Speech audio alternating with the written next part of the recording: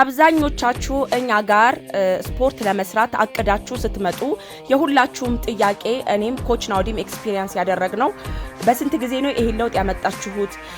በጣም ቶሎ መቀየር ፈልጋለሁ፣ ቶሎ ነው እንደዚህ መሆን የምፈልገው፣ በአንድ ወር በሁለት ወር ነው የሚል ጥያቄ ነው። which is ቶሎ መቀየር መፈለጋችሁ ክፋት የለውም which is good። ግን በስፖርቱ ለውጥ የምናመጣው ስፖርትን ላይፍ ስታይል አድርገን ስንይዘው ነው።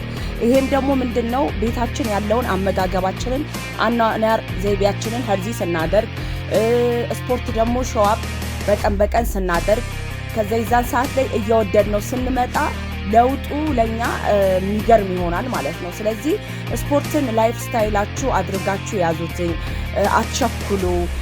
ፕሮሰስ ነውና ፕሮሰሱን አምናችሁ ወደሚቀጥለው ወደምትፈልጉት ማንነት ለመቅረብ ሰርታችሁ ወደፊት እንድትሉ እኔና ኮች ናውዲ ብዙ ጊዜ እንመክራለን። ከኛ ጋር ደግሞ የስፖርት ህይወታችሁን ማሳመር ለምትፈልጉ እዚህ ጋር ባለው ስልክ ቁጥር ደውሉልን። በሰሚትና የተባበሩት ያላችሁት በጎሮ ሴቶቻችን ደውሉልን፣ እንጠብቃችኋለን።